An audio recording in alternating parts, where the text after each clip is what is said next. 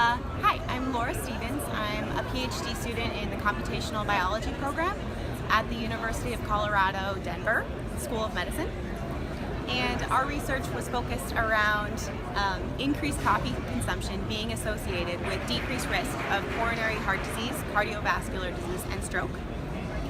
Overall, when we first started this, we asked ourselves how we could better predict cardiovascular and stroke outcomes. The challenge with this is that there are so many potential risk factors. You can imagine that there's medical history, genetics, the dietary factors, as well as your lifestyle. And so to test every single one of these individual variables to determine how they affect cardiovascular disease would be an extremely time-consuming, if not a daunting task. And so here, what we decided to do was use artificial intelligence. Specifically, we used machine learning to identify what potential risk factors were important. The way that works is we put all of those factors that I just mentioned into the computer, and the machine learning algorithm then evaluates whether those factors, one by one, are important for predicting cardiovascular disease or stroke.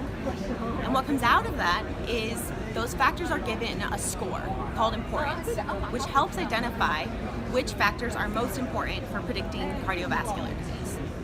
In this study specifically, we identified known risk factors such as age, cholesterol, blood pressure, which was expected, but we also identified coffee consumption in cups per day and red meat consumption in the number of times per week.